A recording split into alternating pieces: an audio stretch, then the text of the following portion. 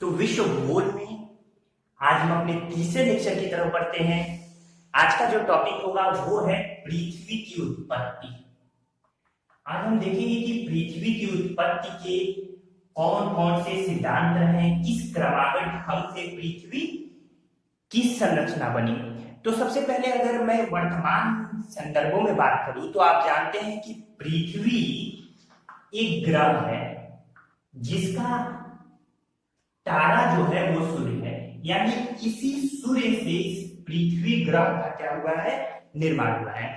और केवल इस पृथ्वी ग्रह नहीं, वर्तमान समय में जो 8 हमारे पास ग्रह हैं, उन 8 ग्रह का तारा सूर्य है। यानी हमारे सौर मंडल मंदाकिनी की अगर मैं चर्चा करूं तो यहाँ ये भूमिका देना आपको जरूरी है, इसलिए मैं ये दे रहा हूं। तो अगर सौर मंडल की बात करूं जो हमारी मिल्की वे है, मंदाकिनी है, तो यहाँ सबसे पहले हमारा सूर्य है। सूर्य के बाद क्रमागत ढंग से सूर्य के सबसे नजदीक जो है आप जानते हैं वो बुध है, अंग्रेजी में मरकरी। इसके बाद से शुक्र है यानी वेनस, ठीक। इसके बाद से हमारी पृथ्वी है यानी अर्थ, फिर मार्स है यानी मंगल। मंगल के बाद अब यहाँ सबसे बड़ा ग्रह बृहस्पति है। इसी मंगल और बृहस्पति के बीच में बहुत सारे क्षुद्र ग्रह पाए जाते हैं जिनको एस्टेरॉयड कहते हैं, क्षुद्र ग्रह, एस्टेरॉयड। बृहस्पति के बाद से अब शनि है, शनि के बाद से अरुण, और अरुण के बाद से वरुण। अरुण यानी यूरेनस, यूरेनस, और वरुण यानी नेपच्यून, जबकि शनि यानी सैटर्न, और ये बृहस्पति जुपिटर। इस तरीके से सूर्य से क्रमागत ढंग से जो बढ़ती हुई दूरी का क्रम है हमारे ग्रहों का, आप जानते हैं कि 8 ग्रह है। 1930 में प्लूटो को भी एक ग्रह बनाया गया, यानी कुबेर को भी एक ग्रह बनाया गया था, लेकिन 2006 में ग्रह के कुछ अनुपालन शर्तों का अनुपालन न करने के कारण प्लूटो को बौना ग्रह बना दिया गया, ड्रॉप प्लैनेट बना दिया गया। तो इस तरीके से ये आपको क्रम बड़ा महत्वपूर्ण है। सूर्य के सबसे नजदीक बुध, फिर शुक्र, फिर पृथ्वी, फिर मंगल और बृहस्पति के बीच में एस्टेरॉयड यानी छोटे छोटे लगभग 4500 क्षुद्र ग्रह पाए जाते हैं। इसके बाद से बृहस्पति के बाद शनि, फिर अरुण, फिर वरुण। तो बृहस्पति जो है वो सबसे बड़ा ग्रह की श्रेणी में आता है। वर्तमान में सबसे ज्यादा उपग्रह जो है वो लगभग 82 के आसपास ये शनि के हो गए हैं। इनकी जानकारी देना इसलिए जरूरी है क्योंकि जब हम पृथ्वी के सिद्धांतों की बात करेंगे तो हम ये सिद्ध करेंगे कि किनके सिद्धांत वर्तमान संरचना से मेल खाते हैं और कितने हद तक मेल खा रहे हैं। इस तरीके से ये जो बुध और शुक्र है इनका कोई भी उपग्रह नहीं है, कोई भी उपग्रह नहीं है, ध्यान रखिएगा।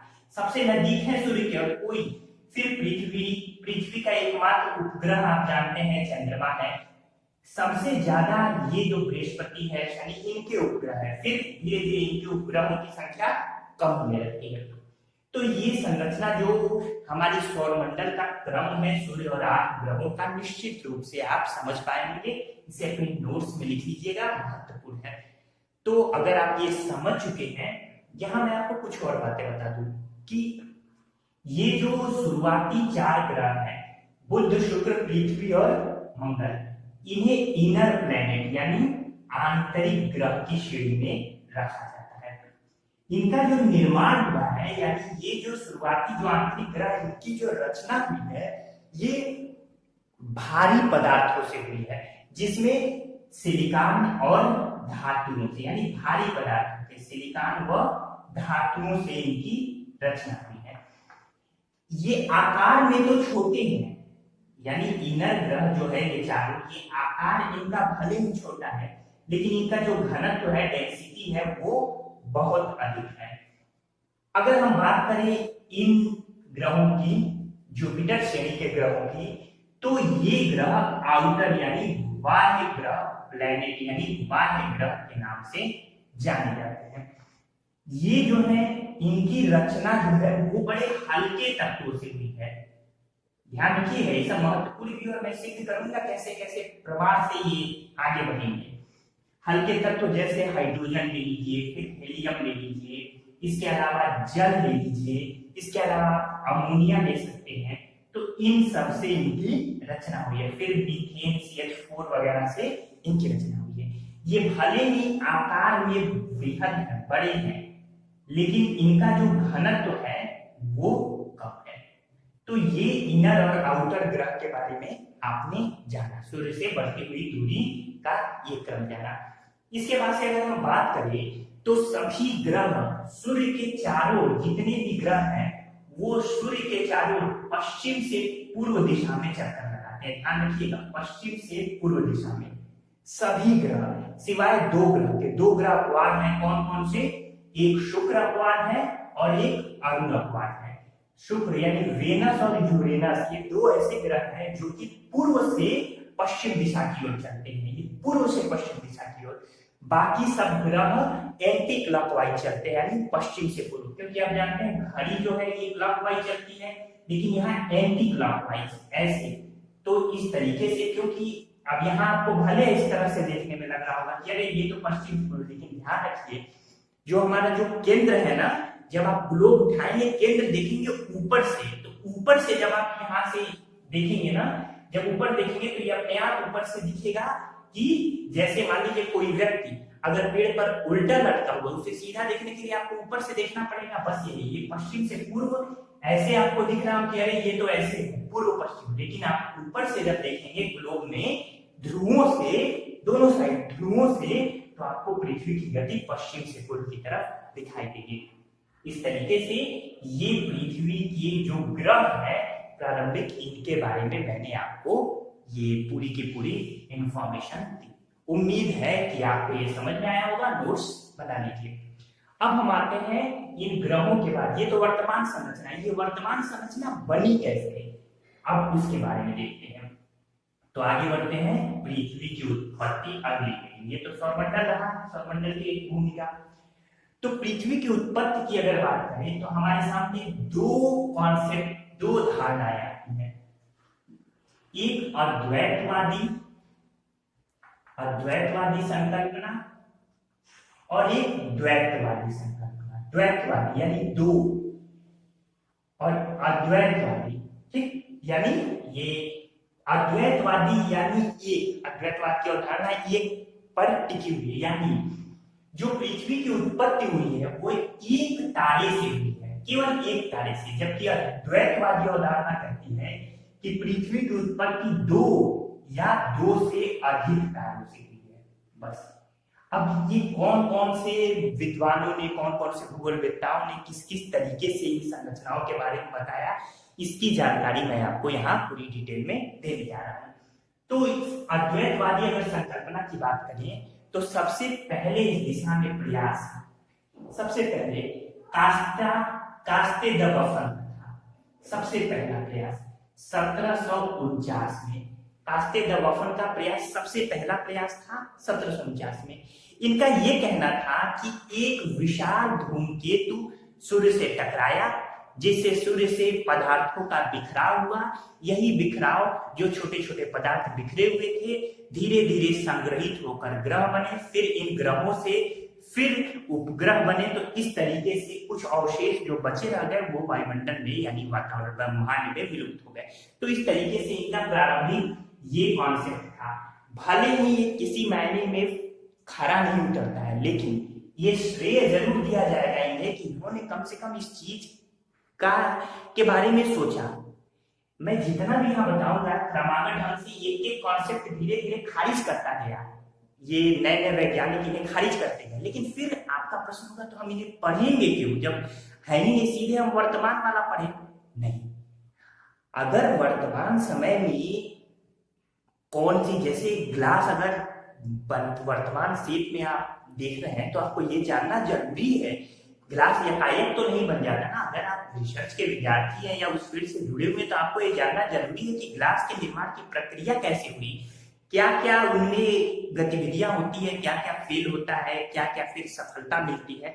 इसी तरीके से ये जितनी भी संकल्पनाएं थी या है उनके बारे में जानना आपको बड़ा जरूरी है। किसी को के योगदान को भी पूर्णतः नकारा नहीं जा सकता। इसके बाद से अब दूसरा जो कॉन्सेप्ट आता है वो कांट का वायव्य राशि सिद्धांत आता है। वायव्य यानी गैसियस, ध्यान रखिएगा गैसियस। तो ये कांट गैसियस हाइपोथेसिस जो है वायव्य राशि परिकल्पना, इन्होंने 1755 में दी थी। ठीक है, इसके बारे में मैं डिटेल में बताऊंगा। तीसरा जो अद्वैतवाद का सिद्धांत आता है वो है निहारिका सिद्धांत, जो कि एक गणितज्ञ लाप्लास का था। लाप्लास ने 1796 ईस्वी में 96 ईस्वी में ये लाप्लास सिद्धांत दिया था। तो इस तरीके से लाप्लास का निहारिका सिद्धांत, तो ये तीन अद्वैतवादी प्रमुख सिद्धांत हैं जिन्होंने माना कि जो पृथ्वी की उत्पत्ति यानी ग्रहों की उत्पत्ति हुई है वो केवल और केवल एक तारे से हुई है। इसके बाद से द्वैतवादी परिकल्पना आती है, जिसमें पहला है चैम्बरलिन का ग्रहाणु परिकल्पना। किसकी? चैम्बरलिन। ये 1905 में ये परिकल्पना आई। इसके बाद से अब आता है ज्वारीय परिकल्पना। ज्वारीय परिकल्पना जेम्स जीन्स की ये परिकल्पना है जो कि 1919 में आई। इसी परिकल्पना में जेफ्रोज ने संशोधन किया था। जेफ्रोज साहब ने थोड़ा सा इसमें संशोधन किया 1929 में। ज्वारीय परिकल्पना के बाद अब रसेल का द्वैतारक परिकल्पना आता है, रसेल महोदय का 2 तारे का। फिर इसके बाद से होयल और लिटिलटन, ध्यान रखिएगा, होयल और लिटिलटन का सिद्धांत आता है। तो होयल और लिटिलटन का सिद्धांत ही हम यहाँ देखेंगे जो कि 1939 में आया। फिर इसके बाद से अंतर तारक धूल परिकल्पना, अंतर तारक धूल परिकल्पना, ये 1943 में अंतर तारक धूल परिकल्पना आई थी। तो इस तरीके से इन तमाम बातों के बारे में हम यहाँ देखेंगे, धीरे धीरे हम यहाँ चर्चा भी करेंगे। अब आपका ये प्रश्न हो सकता है कि अंतर तारक जो परिकल्पना है उसका संबंध किससे है? तो इसका संबंध ऑटो स्मिथ से है। यानी ये परिकल्पना किसने दिया था? ऑटो स्मिथ ने। तो इस तरीके से ये अंतर तारक परिकल्पना, तो ये प्रारंभिक समय में अद्वैतवादी और द्वैतवादी ये 2 परिकल्पनाएं हमारे सामने आई। आपने देखा द्वैतवादी परिकल्पना का बफन सबसे पहले, फिर कांट का वायव्य राशि, फिर निहारिका सिद्धांत लाप्लास का, द्वैतवादी ने ग्रहाणु परिकल्पना चैम्बरलिन का, फिर ज्वारीय परिकल्पना जेम्स जीन्स का जिसमें जेफ्रोज ने संशोधन किया था, फिर द्वैतारक परिकल्पना रसेल का, फिर होयल व लिटिलटन का सिद्धांत 1939 का, फिर अंतर तारक धूल परियोजना यानी इंटरस्टेलर डस्ट हाइपोथेसिस 1943 का, ऑटो स्मिथ का। इसके अलावा वर्तमान समय में तीसरी परिकल्पना आती है जो कि है आधुनिक परिकल्पना। तो ये आधुनिक परिकल्पना में यानी ये जो तीसरी है आधुनिक सिद्धांत, तो ये आधुनिक जो सिद्धांत है इसके अंतर्गत 2 सिद्धांत बड़े ही महत्वपूर्ण है। एक big bang theory, big bang सिद्धांत, महाविस्फोट सिद्धांत। बिग बैंग सिद्धांत किसका था? लेमेंटियर का। लेमेंटियर का बिग बैंग सिद्धांत ये बेल्जियम के थे। दूसरा है स्फीति सिद्धांत, इसे मैं मिटा रहा हूं, दूसरा है स्फीति सिद्धांत। इन्होंने स्फीति सिद्धांत में, लेमेंटियर के सिद्धांत में कुछ संशोधन किए और स्फीति सिद्धांत को दिया। आलन बुद्ध इसके अमेरिका के थे, आलन बुद्ध, इन्होंने स्फीति सिद्धांत को दिया था।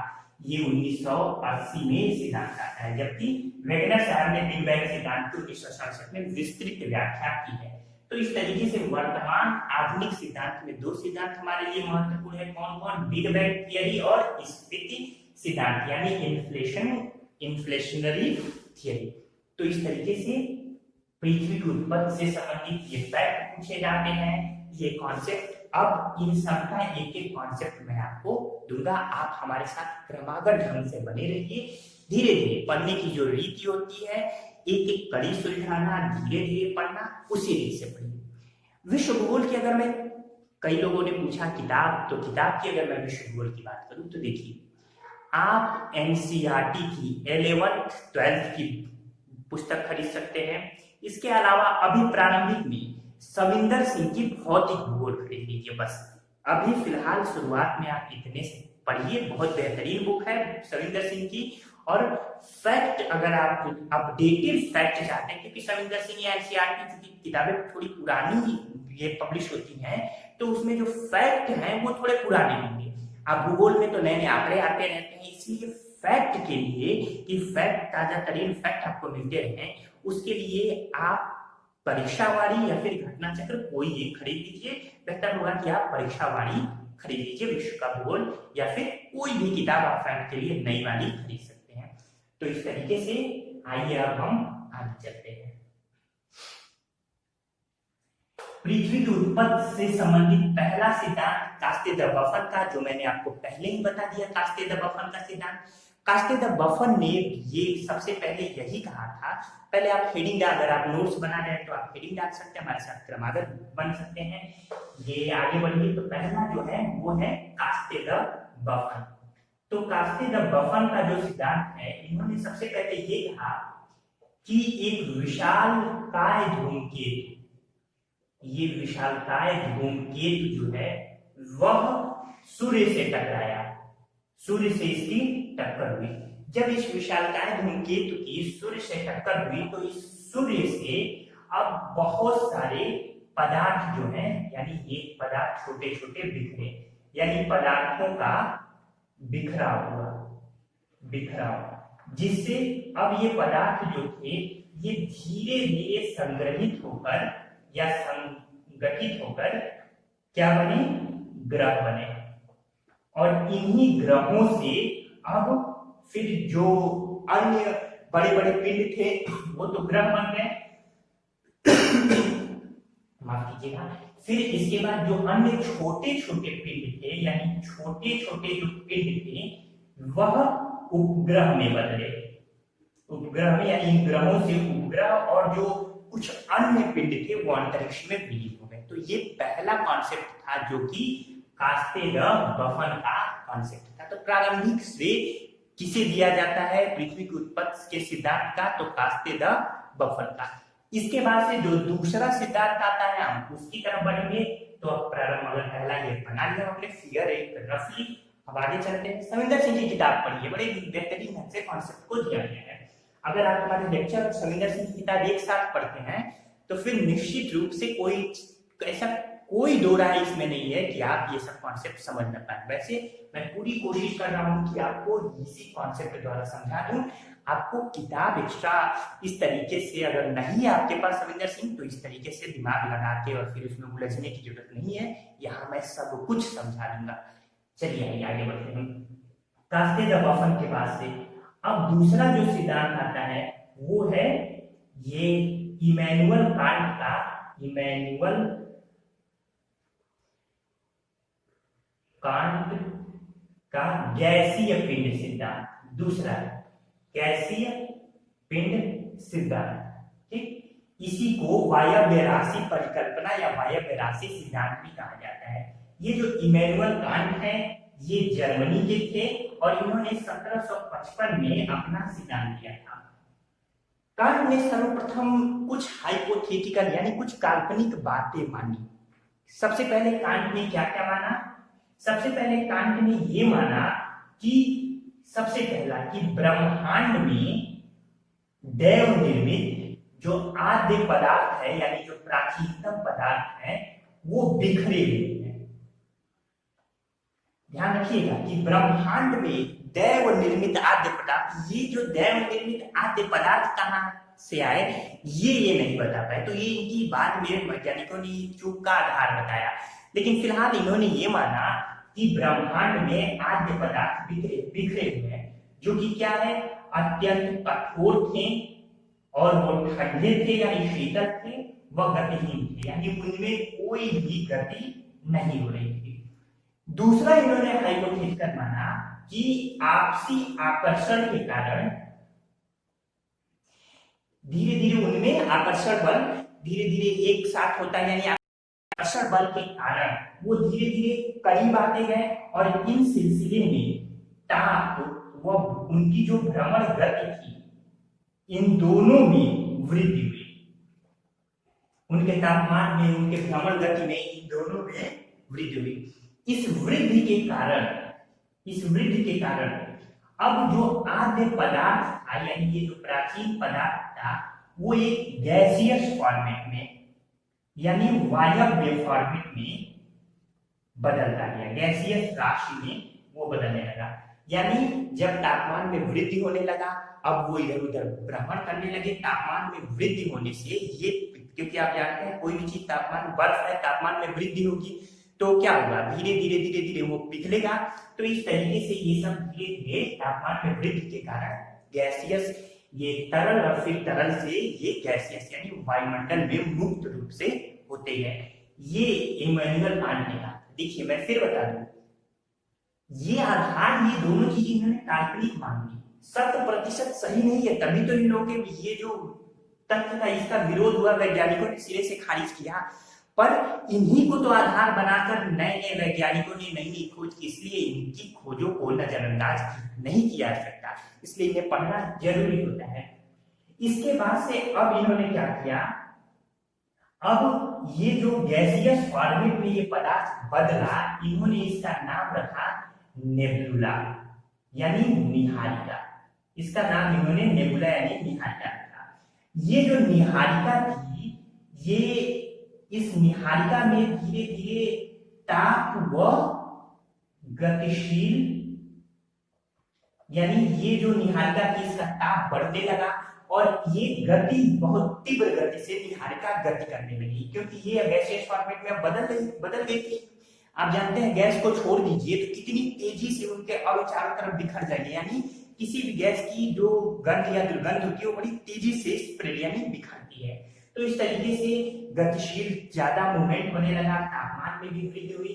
इसके बाद से जब ये जो चौथी कड़ी में ये भाइयों ने जब ताप में वृद्धि हुई, तापमान में वृद्धि हुई तो नेबुला के परिभ्रमण में भी वृद्धि हुई, यानी नेबुला का परिभ्रमण तेज होने लगा, जिसके कारण से जो सेंट्रीफ्यूगल फोर्स है, ये सेंट्रीफ्यूगल फोर्स यानी केंद्र प्रसारित बल इसको कहते हैं। जो केंद्र से, ये केंद्र है, जो केंद्र से दूर की तरफ जाता है, इसको केंद्र प्रसारित या सेंट्रीफ्यूगल फोर्स कहते हैं। तो सेंट्रीफ्यूगल फोर्स के कारण ये जो नेबुला थी, इसके मध्य भाग में, क्योंकि ये दोनों तरफ प्रसारित होने लगा, तो ये जो मध्य भाग है, दोनों तरफ जब खिंचाव होगा तो मध्य भाग में थोड़ा सा उभार आना शुरू हो गया, जिससे जब उभार आया तो ये दोनों तरफ खींच रहा है, तो जाहिर सी बात है बीच में उभार आएगा, लेकिन वो बीच वाला हिस्सा दोनों तरफ खींचने के कारण ये कमजोर भी तो होगा, जिससे इसमें से एक छल्ला, देखें इसमें से एक छल्ला टूटा, मध्य भाग में उभार से एक छल्ला टूटा। फिर इसी तरीके से करते करते कांट साहब ने कहा, इसी तरीके से करते करते कुल 8 छल्ले टूटे और यही 8 छल्ले संग्रहित होकर धीरे धीरे ठोस अवस्था में बदलते गए और वर्तमान में ये ग्रह के रूप में हमारे सामने है। फिर इन ग्रहों से ऐसे ही टूटकर उपग्रह बने। तो इस तरीके से ये इमैनुअल कांट साहब का ये कॉन्सेप्ट रहा है। इन्होंने कहा कि जो अवशिष्ट भाग, ये यानी जो एक्स्ट्रा जो अवशिष्ट बचा रहा, रेसिडुअल जो पार्ट बचा रहा, वही पार्ट वर्तमान में सूर्य के नाम से जाना जाता है। और ये जो छल्ले हैं चूंकि इन्हीं से अलग हुए, इसलिए ये इससे बाहर नहीं जा सके और इसी सूर्य की कक्षा में इसके चारों तरफ ये छल्ले लगातार भ्रमण करते हैं। तो इस तरीके से ये इमैनुअल कांट का कॉन्सेप्ट रहा। उम्मीद है कि इस कॉन्सेप्ट को आप समझ पाएंगे। तो मैं फिर अगर दोहरा दूं इमैनुअल कांट ये कांट के एक बार तेजी से, तो सबसे पहले इन्होंने कहा कि ब्रह्मांड में जो आद्य पदार्थ है वो बिखरे हुए थे, वो गतिशील नहीं थे, वो आद्य पदार्थ बड़े स्थिर थे, वो अत्यंत कठोर थे और ठंडे थे। इसके बाद से इन्होंने कहा आपसी आकर्षण के कारण धीरे धीरे तापमान में वृद्धि हुई, तो ये धीरे धीरे इनमें गतिशीलता आई। इसके बाद से गतिशीलता के बाद से इन्होंने कहा कि ये धीरे धीरे वायव्य यानी गैसियस फॉर्मेट में ये बदलते गए। इसके बाद से यही गैसियस फॉर्मेट नेबुला यानी निहारिका के नाम से जाना गया। इन्होंने कहा कि निहारिका में गतिशीलता लगातार होती है, तीव्र होती गई, तापमान लगातार बढ़ता गया। तापमान में बढ़ोतरी से निहारिका के परिभ्रमण यानी जो निहारिका परिभ्रमण कर रही थी उसमें भी तेजी से वृद्धि हुई, जिससे जो सेंट्रीफ्यूगल फोर्स था वो इस पर काम करने लगा। सेंट्रीफ्यूगल फोर्स से काम करने से ये जो बीच वाला हिस्सा था इसमें तनाव उत्पन्न हुआ, ये गोल सा हुआ, इसमें उभार आया और इस तरीके से एक छल्ला टूट के अलग हो गया। इसी तरीके से धीरे धीरे धीरे धीरे 8 छल्ले टूट के अलग हुए और जो अंत में बच गया वो सूर्य हो गया और ये 8 छल्ले धीरे धीरे ठंडे हुए और वर्तमान समय में ग्रह के रूप में ये बदल गए। तो ये कांट साहब का पूरा कॉन्सेप्ट रहा, लेकिन वर्तमान वैज्ञानिकों ने इसे अमान्य घोषित कर दिया है। क्यों? कांट साहब का कॉन्सेप्ट यही था, आकार बढ़ना शुरू हुआ और गतिशीलता हुई, यानी धीरे धीरे उन्होंने कहा कि ये जो नेबुला थी इसके तापमान में वृद्धि हुई जिससे उसका आकार बढ़ने लगा। आकार बढ़ने लगा तो उनमें गतिशीलता बढ़ने लगी। पर आप जानते हैं वर्तमान संदर्भों में एक सिद्ध हो चुका है कि यदि आकार बढ़ेगा तो गति घटेगी किसी भी चीज की। अगर आकार का बढ़ना यानी गति का घटना, इसी तरीके से गति का बढ़ना यानी आकार का घटना। तो इमैनुअल कांट का जो कॉन्सेप्ट जिस पर टिका था, बाद में वैज्ञानिकों ने उस कॉन्सेप्ट को ही गलत साबित कर दिया। यही कारण है कि इमैनुअल कांट साहब का पूरा जो उनकी अवधारणा थी उसे वैज्ञानिकों ने सिरे से निकाल दिया। तो कांट साहब ने क्या कहा था कि ये जो निहारिका है इसके ताप में वृद्धि हो रही है, ताप में वृद्धि हो रही है तो गति में वृद्धि हो रही है, उनके आकार में वृद्धि हो रही है। और इसी कॉन्सेप्ट को बाद के वैज्ञानिकों ने शोध के आधार पर यह सिद्ध कर दिया कि इनका ये कॉन्सेप्ट बिल्कुल गलत था। तो इस तरीके से कांट साहब का प्रारंभिक योगदान भले ही महत्वपूर्ण प्रारंभिक वैज्ञानिकों ने इससे बड़े भले ही सराहा हो, लेकिन बाद में इनके कॉन्सेप्ट को सिरे से खारिज कर दिया गया। इसके बाद से अब तीसरा जो आता है वो कॉन्सेप्ट है लाप्लास की निहारिका परिकल्पना। तीसरा देख लेते हैं, लाप्लास की निहारिका परिकल्पना 1796। लाप्लास फ्रांस के थे। लाप्लास की निहारिका परिकल्पना में रास साहब ने संशोधन किया था। पूछा जाता है कि लाप्लास की निहारिका परिकल्पना में किसने संशोधन किया? तो रास साहब ने किया। इसमें क्या हुआ कि कांट साहब की कुछ गलतियों को दूर कर इन्होंने अपना संशोधित कॉन्सेप्ट दिया है।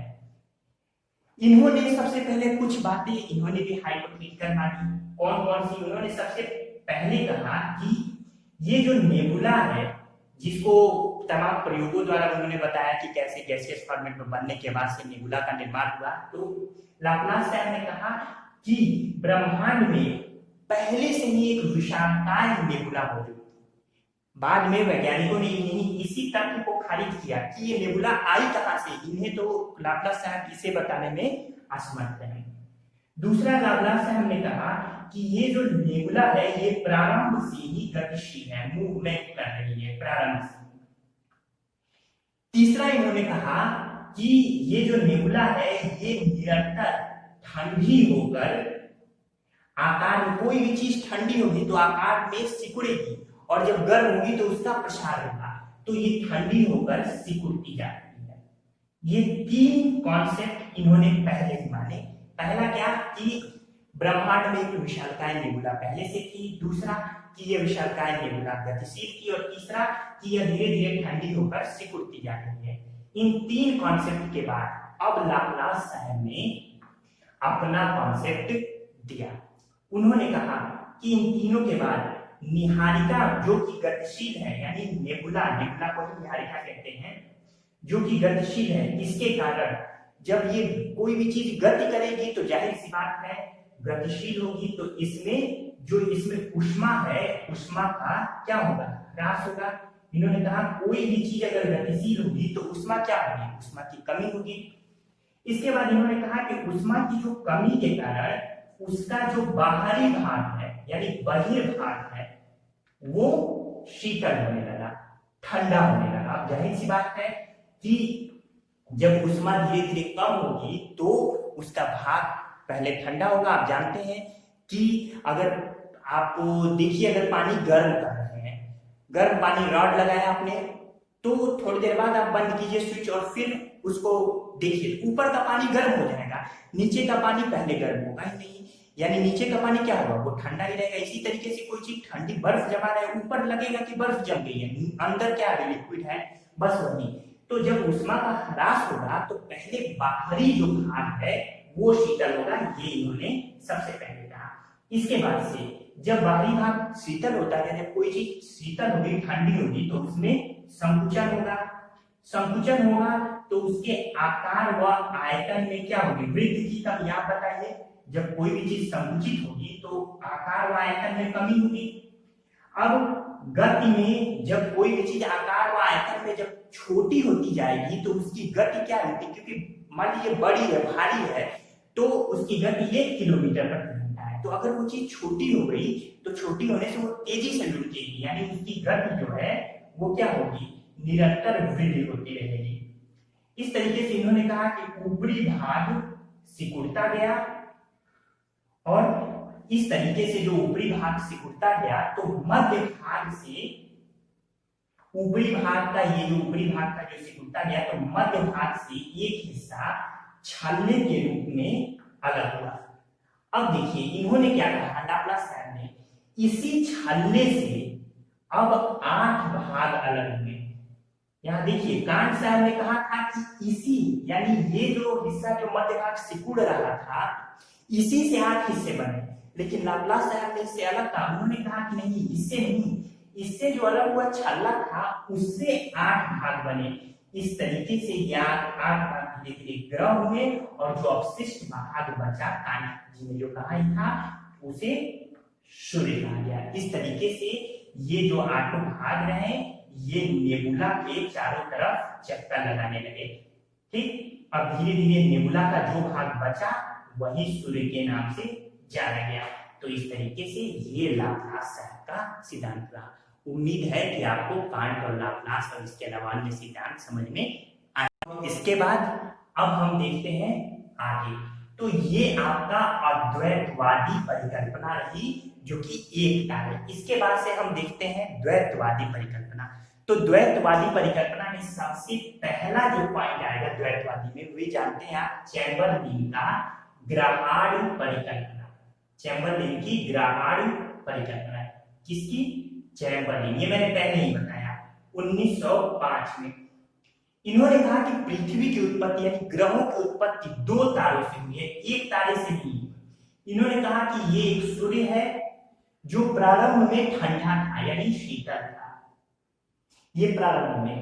इन्होंने कहा कि एक विशालकाय तारा, विशालकाय तारा जो कि सूर्य की ओर अग्रसर हुआ। तो आकर्षण बल के कारण, अब इन्होंने कहा कि आकर्षण के कारण, इसके आकर्षण के कारण सूर्य से ये इधर अग्रसर हुआ, तो आकर्षण का सूर्य से जब इसके पास से गुजरा, ध्यान रखिएगा, सूर्य के ये जो सूर्य की तरफ है उसकी कक्षा से थोड़ा बाहर था, ऐसा नहीं कि सूर्य से टक्कर हुई। तो ये जब इसके पास से गुजरा तो आकर्षण के कारण, चूंकि ये विशालकाय था सूर्य से बहुत बड़ा, तो निश्चित रूप से ये सूर्य को अपने आकर्षण बल से खींचा।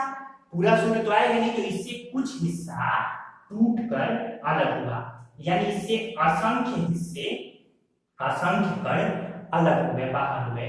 यही असंख्य कण है, ये संगठित होकर ये ग्राहार्ड कहलाता है, यानी पूरी तरीके से, यानी ये एक साथ मिलकर ये, क्योंकि ये तो चला गया, अब फिर ये क्या हुए, फिर ये आसपास आए। ये फिर सूर्य से क्यों नहीं मिले, सूर्य से इसलिए नहीं मिले, ये सूर्य से मिल सकते थे ना, क्यों नहीं मिले, क्यों, क्योंकि ये जो विशालकाय तारा था, ये इससे अलग हुए ये कण जो है, भले ही इस विशालकाय तारे के साथ नहीं जा सके, लेकिन सूर्य की जो गुरुत्वाकर्षण शक्ति थी उसके पर ये बाहर हो गए। इस तरीके से वो सूर्य में वापस नहीं आ सके, बल्कि सूर्य के चारों ओर ही ये मूव करने लगे, यानी चक्कर लगाने लगे।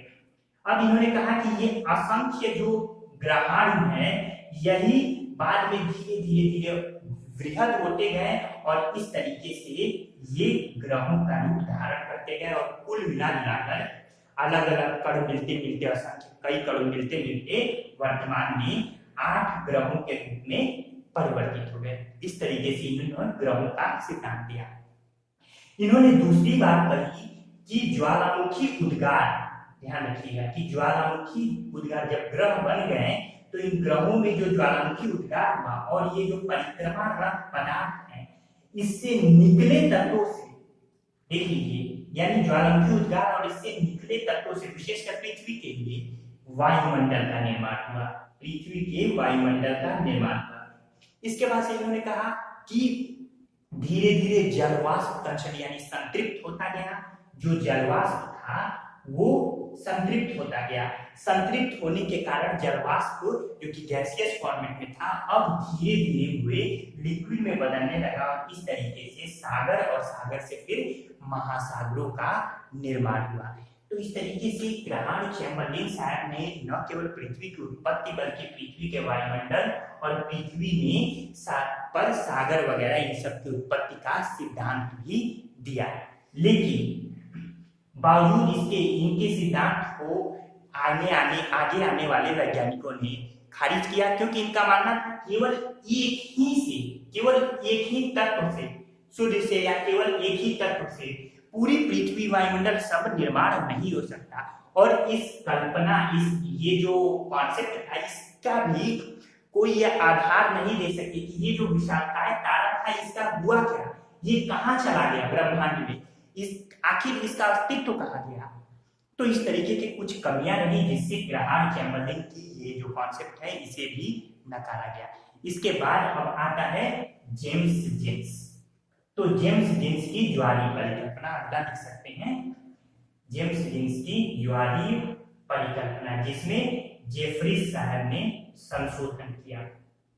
जेम्स तो जेम्स जेम्स साहब ने क्या कहा इसे यहां समझते हैं। इन्होंने सबसे पहले कहा कि सूर्य जो है ये मूल रूप से एक गैसीय पिंड था। इन्होंने कहा सूर्य एक गैसीय पिंड था, एक विशाल तारा, ये जो सूर्य है एक विशाल तारा, ये विशाल तारा को आप ऐसे बना सकते हैं, ये सूर्य के नजदीक से होकर गुजरा, यानी सूर्य के पास से होकर गुजरा। आकर्षण शक्ति से, इनका भी कॉन्सेप्ट ग्रहाण से मिलता जुलता है। आकर्षण, इस विशाल तारे की आकर्षण शक्ति से सूर्य से कुछ हिस्सा टूटकर अलग हो गया। ये देख रहे हैं सूर्य से कुछ हिस्सा, यानी यहाँ पे देखिए कि ये जो तारा, अब ये सूर्य है, जब ये तारा इसके पास से गुजरा तो इसका ये ऐसे गुजरा, यहाँ से गुजर गया, तो इसके आकर्षण शक्ति से इसका कुछ हिस्सा, क्योंकि जब आकर्षण शक्ति होगी तो ये थोड़ा खींचेगा ना, खींचेगा तो एक फिलामेंट की तरह हो जाएगा संकुचित, तो फिलामेंट की तरह ही हुआ आकर्षण से। फिर ये जो हिस्सा था ये टूट कर अलग हो गया। ये देख रहे हैं अब खिंचाव हुआ है, खिंचाव से ये होता है कि किनारे दोनों पतले हो जाते हैं, देख रहे हैं दोनों ये किनारे जो है ये पतले हो जाते हैं और बीच वाला हिस्सा मोटा हो जाता है। ये तो किनारे पतले हो गए और बीच वाला हिस्सा मोटा हो गया फिलामेंट की तरह।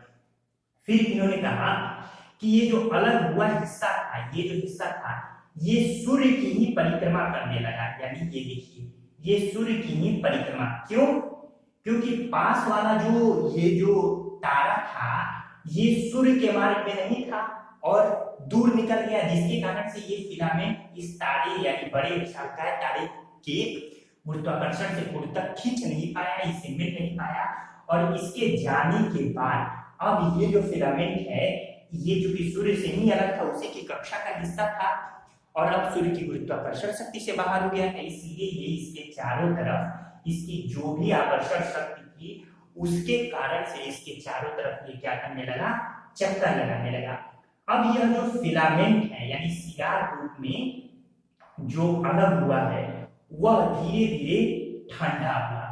ठंडा कोई भी कुछ भी चीज हुई तो ये संकुचन होगा, संकुचन हुआ, संकुचन के बाद धीरे धीरे जब वो ऐसे संकुचन हुआ, दबाव बढ़ा तो इसके कई टुकड़े हुए और यही जो कई टुकड़े हैं वर्तमान में घनीभूत होकर प्लेनेट यानी ग्रह के रूप में बदल गए। वर्तमान में ये 8 ग्रह के रूप में हो गए।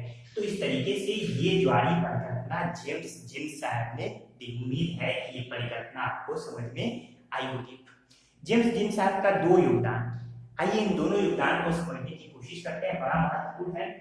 पहला तो ग्रहों का जो क्रम है, इनका ग्रहों का जो क्रम है वह आकार है, इसकी सटीक व्याख्या इनसे होती है। कैसे? देखिए, यह जो फिलामेंट है, इन्होंने ये जो फिलामेंट कहा, ये बीच में क्या है? चौड़ा है, मैंने बताया, और किनारों पर क्या है? पतला है। ये बीच में मोटा है और किनारों पर ये फिलामेंट पतला है। इस तरह से देखिए, ये ग्रहों की इस प्रकार, बड़े ग्रह जो है, ये सूर्य है ना, तो फिलामेंट जो अब इससे टूटे, तो जो बड़े ग्रह हैं वो कहां चले गए? बीच में। यहाँ देखिए, बुध छोटा ग्रह, मैंने इसीलिए शुरू में बताया, बुध के बाद से शुक्र आपने देखा, शुक्र के बाद से पृथ्वी, पृथ्वी के बाद से मंगल, मंगल के बाद से बृहस्पति और शनि। तो ये देख रहे हैं, बृहस्पति और शनि बड़े ग्रह हैं, फिर इसके अलावा इधर मंगल और पृथ्वी बड़े ग्रह हैं, तो ये वायु और आंतरिक में दो दो, तो ये जो ग्रह है ये दोनों बीच में हो गए, यानी ये चारों बीच में आपको दिख रहे हैं, और किनारों पर ये बुध, शुक्र, इधर अरुण, वरुण, ये क्या हो गए? छोटे, क्योंकि ये पतले थे तो ये छोटे ग्रह। वर्तमान सौरमंडल की जो संरचना है ना, वो ज्वारीय परिकल्पना जेम्स जीन से मेल खाती है। तो इस तरीके से ये, इसके बाद से इनका जो दूसरा कॉन्सेप्ट है कि बड़े ग्रहों के कैसे अधिक उपग्रह बन गए। तो देखिए, क्योंकि बड़े ग्रह आकार में क्या थे? विशाल थे, बड़े थे, जिससे ये अधिक समय तक गैसियस फॉर्मेट में रहे। ठीक, क्यों? क्योंकि जब ये बड़े थे तो इन्हें ठंडा होने में समय लगा, तो अधिक समय तक ये गैसियस फॉर्मेट में रहे, जिससे बड़े ग्रहों की, जब ये अधिक समय तक गैसियस फॉर्मेट में रहे तो इनके उपग्रह क्या हुए? अधिक हुए। इसलिए यही कारण है कि उनके उपग्रह अधिक बने, पर अपेक्षाकृत छोटे बने। वर्तमान में भी ये श्रृंखला मैंने शुरू में ही बताई, और आकार यानी छोटे आकार वाले बने। दूसरा यहाँ पे ये है कि जो किनारे वाले ग्रह थे वे क्या होते गए? बहुत जल्दी ही ये ठंडा होते गए, जिससे जो किनारे ग्रह थे इनका कोई उपग्रह बन ही नहीं पाया, क्योंकि ये तुरंत ठंडा हो गया, कोई इनसे टुकड़ा हटा ही नहीं। जबकि इनकी प्रक्रिया धीरे धीरे हुई, तो इस प्रक्रिया में ढेर सारे छोटे छोटे ग्रह, उपग्रह बन गए। तो इस तरीके से आप देख रहे हैं, वर्तमान में इसका कोई भी, बुध और शुक्र का कोई उपग्रह नहीं है, जबकि पृथ्वी जो इसके ये है, इनके एक एक दो दो ही उपग्रह यानी बड़े कम उपग्रह हैं। तो इस तरीके से ग्रह उपग्रह के अरेंजमेंट से संबंधित जो व्यवस्था थी उसे समझाने में जेम्स जीन साहब की ज्वारीय परिकल्पना महत्वपूर्ण साबित होती है। इसके बाद से अब हम देखते हैं कि जेफरीज ने इसमें जो संशोधन किया, जेफरीज साहब ने 1919 वाली ज्वारीय परिकल्पना में 1929 में संशोधन किया। उन्होंने कहा नहीं, ये 2 तारे नहीं थे, ये 3 तारे थे। इन्होंने 3 तारों का सिद्धांत दिया। उन्होंने कहा कि ये सूर्य है और सूर्य के पास ही एक साथी तारा था, साथी तारा, ये सूर्य है। तो उन्होंने कहा कि ये जो अन्य एक तारा था, इसकी टक्कर हुई साथी तारे के साथ, और इस तरीके से इस साथी तारे से जो ये कॉन्सेप्ट है ना ज्वारीय परिकल्पना, अभी आपने देखा, ये बस वही। अब इस साथी तारे से एक फिलामेंट आगे की तरफ खींचा, फिर वो फिलामेंट अलग हुआ, फिर उनसे ग्रहों का निर्माण हुआ।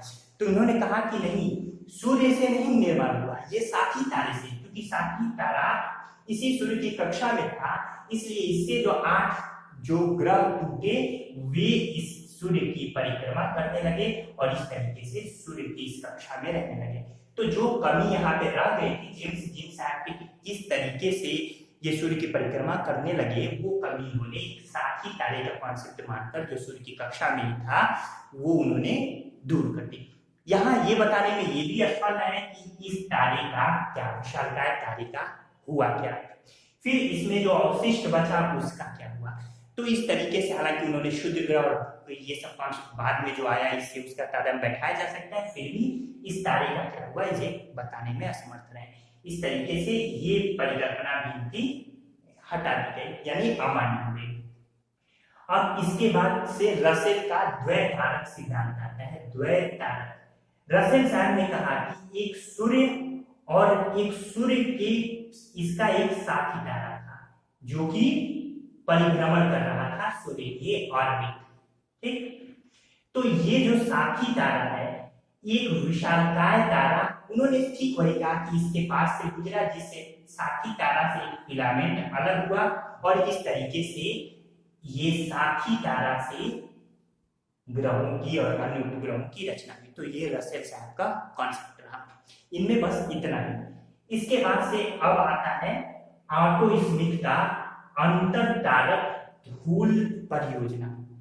अगली हेडिंग डाल दीजिए, पांचवा ऑटो स्मिथ की अंतर तारक, आप देख सकते हैं ऑटो स्मिथ डलहिया का अंतर तारक धूल परियोजना। तो इन्होंने अपनी जो 1943 की परियोजना थी, ऑटो स्मिथ रूस के थे, इन्होंने जो ग्रहों की उत्पत्ति मानी है, ग्रहों की उत्पत्ति, इस उत्पत्ति को इन्होंने गैस व धूल के कणों से माना है कि गैस व धूल के कणों से इसकी उत्पत्ति हुई है। किसकी? ग्रहों की, यानी पृथ्वी की उत्पत्ति गैस व धूल के कणों से। उन्होंने कहा कि धूल के कण प्रारंभ से ही, ये जो धूल के कण हैं, ये शुरू से ही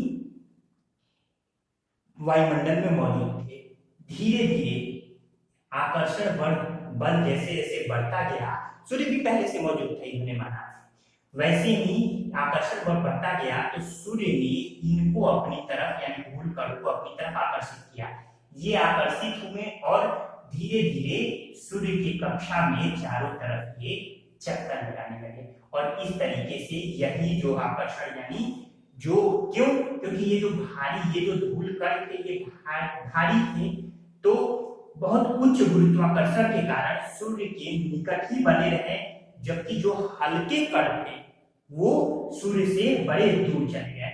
इस तरीके से आप देख सकते हैं इनका ये कॉन्सेप्ट कि आंतरिक जो ग्रह है वो किससे मिलकर बने हैं? भारी ग्रह कणों से। मैंने शुरू में ही बताया कि भारी, जबकि जो बाह्य ग्रह है वो हल्के कणों से मिलकर बने हुए हैं, हीलियम, हाइड्रोजन, इन सबसे मैंने शुरू में बताया। यानी ये आकर्षण बल के कारण जो भारी कण थे वो तो पास बने रहे, लेकिन जो अन्य जो ये हल्के कण है वो सूर्य से थोड़े दूर छिटक गए। इस तरीके से आप देख सकते हैं कि आंतरिक जो है ग्रह है वो भारी से मिलकर बने हुए कणों से, और बाह्य जो है वो हल्के कणों से मिलकर बने हुए हैं। तो ये ऑटो स्मिथ का जो सिद्धांत है वर्तमान सौरमंडल की इन भारी और हल्के कणों के सिद्धांत को सत्यापित करता है। तो इस तरीके से ये सिद्धांत यहाँ पे रहा। अगला एक और सिद्धांत हम देख लेते हैं, जो कि होयल व लिटिलटन का सिद्धांत रहा, जिसे नौ तारा परिकल्पना भी कहते हैं। आप इसको, पांचवा है अद्वैतवाद में नौ तारा परिकल्पना। 1939 में ये प्रोफेसर थेरो करितज्ञ फ्रेड होयल व लिटिलटन, तो फ्रेड होयल व लिटिलटन ने अपना नौ तारा सिद्धांत दिया। इन्होंने बस एक ही बात है कि जो ग्रहों का निर्माण है वो सूर्य से नहीं, सूर्य के साथी तारों से हुआ है। बस इतना ही आप जानिए इसमें, यही कि सूर्य का निर्माण साथी तारे, बस वही खिंचाव बल काम किया, तारा बगल से गुजरा, खिंच गया, फिर साथी तारे से ग्रह बने, फिर उनसे उपग्रह बने। इस तरीके से इनका ये कॉन्सेप्ट रहा। तो इस तरीके से ये पूरा हमने अद्वैत, जो अद्वैतवाद के बाद जो द्वैतवादी जो परिकल्पना थी उसे देखा। अब हम आते हैं वर्तमान में आधुनिक परिकल्पना, जिसे सबसे महत्वपूर्ण और सर्वमान्य बिग बैंग थियरी, महाविस्फोटक सिद्धांत, बिग बैंग थियरी। अब ये जो महाविस्फोटक सिद्धांत है बेल्जियम के लेमेंटियर का, लेमेंटियर कहाँ के विद्वान थे? बेल्जियम। इसकी वृहद स्तर पर व्याख्या 1967 में वेगनर द्वारा की गई। वेगनर, तो वेगनर साहब ने लेमेंटियर के बिग बैंग थियरी को वृहद स्तर पर परिभाषित किया। इन्होंने कहा कि जो प्रारंभ में जो ब्रह्मांड था वो एक छोटा पॉइंट था, इसी के अंदर, जैसे गुब्बारा है ना, एक छोटा गुब्बारा, उस पे आप 5-7 छोटे गुब्बारे बड़े फुलाने बिंदी बना दीजिए, जैसे जैसे गुब्बारा बढ़ता जाएगा, फुलाते जाएंगे, वैसे वैसे ये जो बिंदु हैं ये एक दूसरे से दूर होते हुए दिखाई देने लगेंगे। जैसे लगेगा कि अरे ये तो दूर है। बस इसी कॉन्सेप्ट पर ये सिद्धांत रहा। तो बिग बैंग थियरी माना जाता है कि आज से लगभग 13.7 अरब वर्ष पहले ये बिग बैंग थियरी, जब ये धीरे धीरे प्रसारित होता है, गुब्बारा फुलाएंगे फुलाएंगे फुलाएंगे, एक समय ऐसा आएगा जब वो फूट जाएगा यानी विस्फोट हो जाएगा। तो इसी तरीके से ये जो ब्रह्मांड है, मैंने गलत लिख दिया, तो ये ब्रह्मांड में विस्फोट हुआ। विस्फोट से पदार्थों का बिखरा, जो विस्फोट टॉफी या किरकिरी आप उसमें अगर भर देते हैं जो चमकीला होता है बट्टे वगैरह, जब वो फूटेगा तो पूरा बिखराव हो जाएगा। तो इस तरीके से इसका बिखराव यानी प्रसार हुआ, जिससे प्रसार के बाद से अब धीरे धीरे जमाव की प्रक्रिया शुरू हुई, धीरे धीरे जमाव, और इस तरीके से जमाव की प्रक्रियाओं के बाद से आकाश गंगाओं का निर्माण हुआ। इसी में एक आकाश गंगा मिलती हुई हमारी पृथ्वी बनी। फिर उसी आकाश गंगाओं से अब यहाँ पे तारे बने, उसी आकाश गंगा से धीरे धीरे वो अलग हुआ तो एक तारा बना, इस तारे से अलग होकर फिर ग्रह बने, फिर इस ग्रह से उपग्रह बने, जैसे आपने ऊपर सब थियरी देखी। तो इस तरीके से ये बिग बैंग थियरी के अनुसार ब्रह्मांड प्रारंभ में क्या था, एक महज एक पॉइंट था जिसमें सब कुछ समाहित था। विस्फोट के बाद प्रसार हुआ, जिससे उसके बाद ये जमा हुआ, जिससे आकाश गंगा बनी, आकाश गंगा से फिर तारे ग्रह और इस तरीके से सौरमंडल की रचना हुई। तो ये थी बिग बैंग थियरी। अब स्फीत सिद्धांत क्या कहता है, इसे यहां समझिए कि ये जो सिद्धांत है स्फीत सिद्धांत, इसे लिखिए।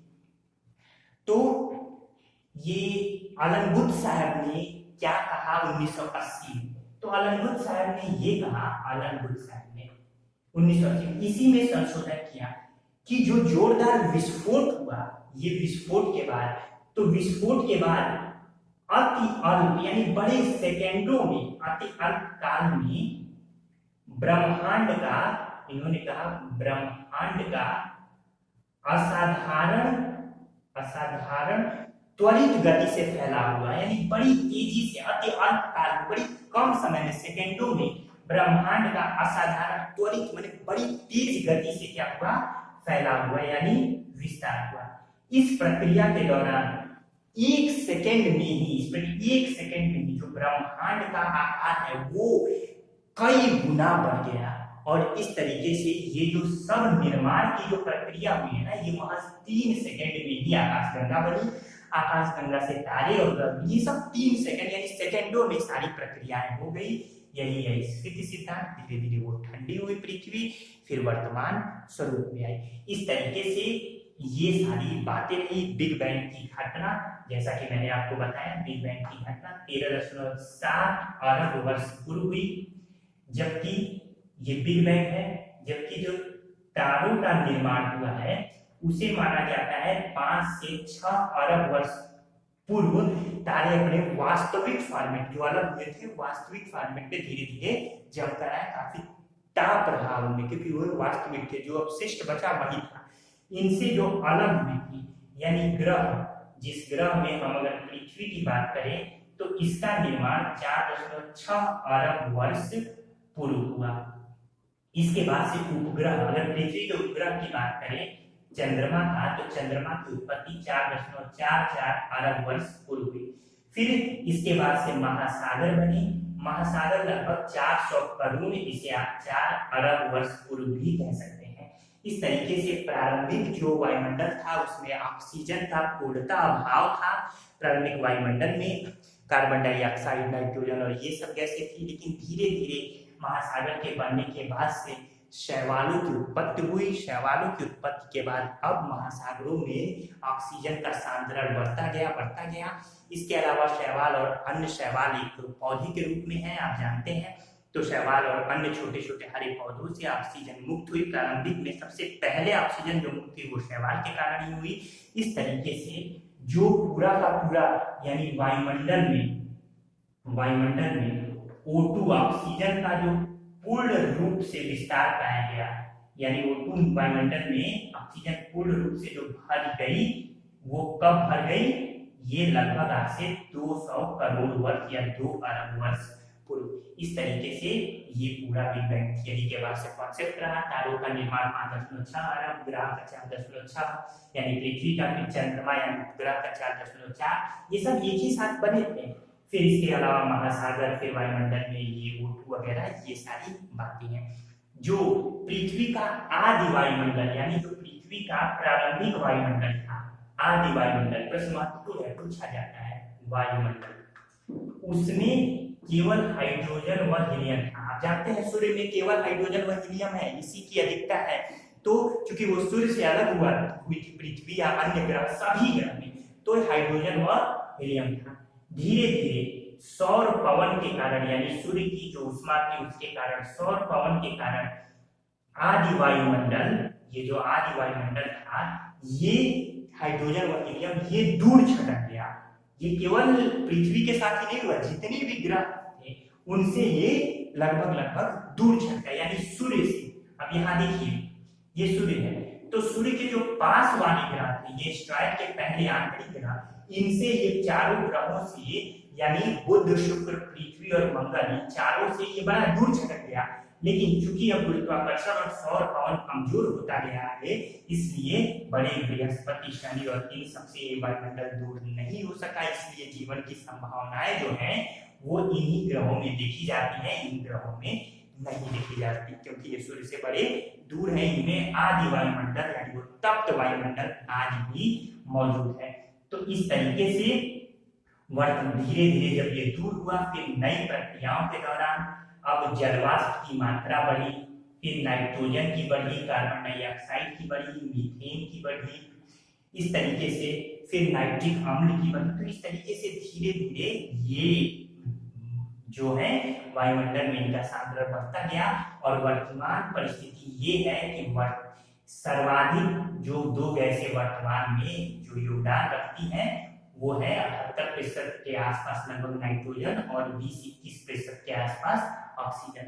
तो लगभग 98-99% योगदान तो अकेले नाइट्रोजन और ऑक्सीजन दे रही है। तो इस तरीके से ये आप वायुमंडल का भी कॉन्सेप्ट आपने पृथ्वी पर देख लिया। पृथ्वी की आयु की बात करें तो विभिन्न लोगों ने विभिन्न कॉन्सेप्ट दिए, विभिन्न वैज्ञानिकों ने, लेकिन सबसे बेहतरीन कॉन्सेप्ट ये मैडम पियरे क्यूरी द्वारा 1903 में जब रेडियो एक्टिव तत्व की खोज हुई उसके बाद आया।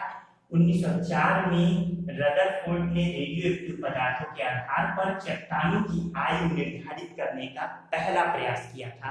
तो चट्टानों क्यों? क्योंकि ऐसा माना जाता है कि यूरेनियम व थोरियम ये किसी न किसी रूप में प्रत्येक चट्टान यानी प्रत्येक शहर में पाई जाती है, किसी न किसी रूप में। तो इस तरीके से रेडियोएक्टिव तत्व से पृथ्वी की जो आयु की गणना की गई, माना गया कि लगभग 200 से 300 करोड़ के आसपास पृथ्वी की आयु हो सकती है, यानी 2 से 3 अरब वर्ष पूर्व ये पृथ्वी की आयु हो सकती है। और आप जानते हैं कि पृथ्वी का जो निर्माण हुआ, ये मैंने अभी आपको बता दिया, लगभग 4.6 अरब वर्ष पूर्व ये माना गया है। तो इस तरीके से ये तमाम बातें भी, एक नाम आता है भूगोलवेत्ता का जोली, इन्होंने खनिज की आयु पता लगाने का सर्वप्रथम प्रयास किया था। पूछा जाता है कि सर्वप्रथम खनिज की आयु पता लगाने का प्रयास किसने किया था? तो जोली ने किया था। जोली ने अभ्रक को यानी बताया कि जो अभ्रक खनिज है उसके चतुर्दिक यानी चारों ओर अनेक छल्ले हैं, और इसी छल्लों को उन्होंने खनिज हैलो का नाम दिया था। खनिज हैलो यानी मिनरल हैलो का इन्होंने नाम दिया। तो इस तरीके से ये पूरा का पूरा पृथ्वी की उत्पत्ति से संबंधित जो कॉन्सेप्ट था वो मैंने आपको बताया। उम्मीद है कि आपको एक एक कॉन्सेप्ट, हमारा एक एक प्रयास बेहतर लगा होगा, समझ में आया होगा। बड़ा महत्वपूर्ण है, नोट्स बना लीजिए, समझ लीजिए। बिना बेसिक को जाने आगे बढ़ेंगे तो फिर भूगोल की मान के चलिए कि लुटिया डूब जाएगी। इसलिए कॉन्सेप्ट समझिए, रट तो आप वैसी ही जिंदगी बना है। ठीक है दोस्तों, उम्मीद है कि आपको हमारा लेक्चर पसंद आया होगा। वीडियो को पूरा देखने के लिए आपका धन्यवाद।